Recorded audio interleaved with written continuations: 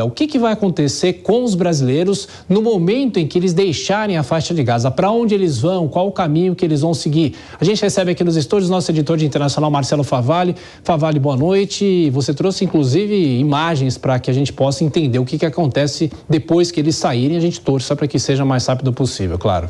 Boa noite, Thiago. Boa noite a todo mundo que nos ouve, que nos acompanha. É o seguinte, parece uma pergunta simples, mas o cenário é muito complexo. Então, vamos olhar num mapa. Quero começar só com um detalhe. Essas manchas alaranjadas no mapa são de concentrações humanas e de alta densidade demográfica. Por que eu estou chamando a atenção para isso? Porque aqui, vamos olhar o posto fronteiriço de Rafah, como falava o nosso chanceler. Aberto a poucas horas por dia, tem um entendimento entre as partes, várias delas, tá? O Hamas que controla, inclusive, não é só um grupo terrorista, ele tem um braço social, tem um braço administrativo também, embora a gente entenda como um grupo terrorista, existem núcleos que fazem a administração da faixa de Gaza, algo que a gente já fala há mais de um mês. Então existe um entendimento entre Israel, o Hamas e o Egito para a travessia de cerca de 500 pessoas por dia, priorizando aqueles que precisam de um atendimento médico com mais urgência. Então isso vai limitando aqueles que ficam na segunda etapa da fila, que são os nacionais. Os americanos e os britânicos, que tiveram mais prioridade, eles saíram às centenas. Como o chanceler Mauro Vieira falou, lembrando que são pouco mais de 30 na lista do Brasil. Mas o que eu quero chamar a atenção quando eu falei do cenário complexo é o seguinte: depois da travessia de Rafah, em minivans ou em ônibus, os brasileiros muito provavelmente terão aqui que se arranjar numa outra cidade, que é uma cidade de médio porte para os padrões do Egito, chamada Al-Arish.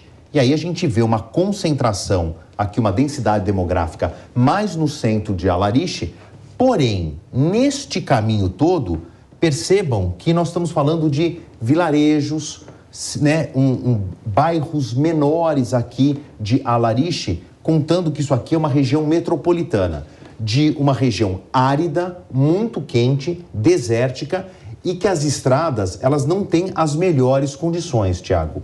Aí tem um outro ponto também. Vamos olhar para a cidade de Al-Arish, que é a parte melhor do Egito, mais próxima da faixa de Gaza.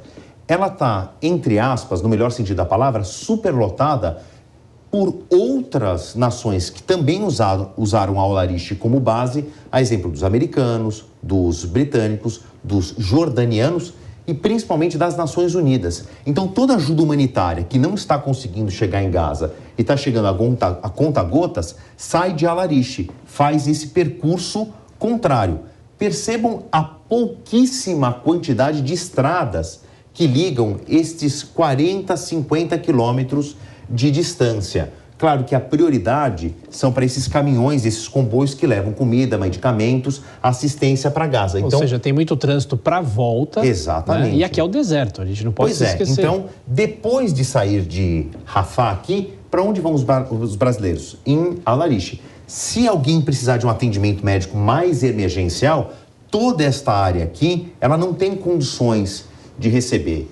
Neste outro mapa que a gente vê a condição do terreno, fica mais fácil entender. Eu pedi para o nosso departamento de arte fazer um tracejado.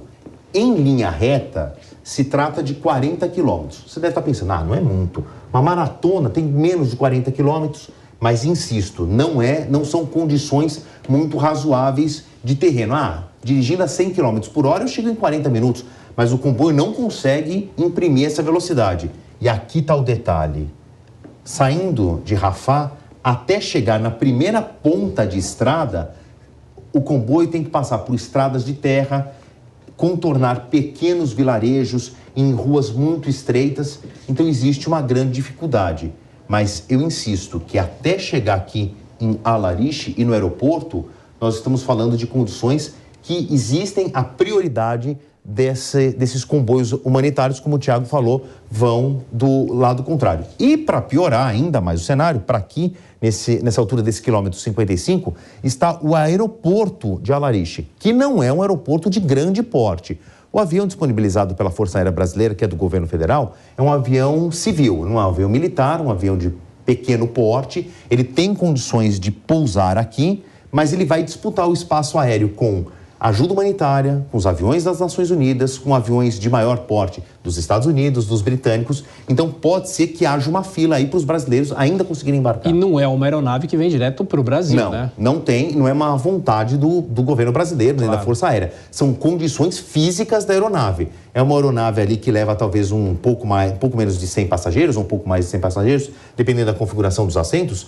E ele não tem autonomia de voo de atravessar, né? Isso aqui é um voo intercontinental. Sai do extremo leste do Egito e tem que chegar em algum ponto do Brasil, talvez em Recife, que é o nosso ponto mais setentrional. Sim. Ele ainda vai passar em Roma, em alguma outra localidade ali entre Espanha e Portugal, depois o Recife e depois, eventualmente, Brasília ou uma outra capital brasileira. Deve ser o mesmo avião que vem para o Brasil. Eles não trocariam de aeronave, Não. Né? É a mesma aeronave, com a mesma equipe que está ali, mas ele tem que fazer paradas estratégicas para reabastecimento. Não existe autonomia de voo para um voo direto de Rafah até Recife, por exemplo. Bom, Favalli, você nos acompanhando a situação dos brasileiros, aliás, a ansiedade deve ser enorme, né? Porque há 15 dias a gente acompanha essa história. Todo dia falando, 2 semanas... Pode ser que amanhã... vai na próxima. E esse próximo não está chegando tão cedo.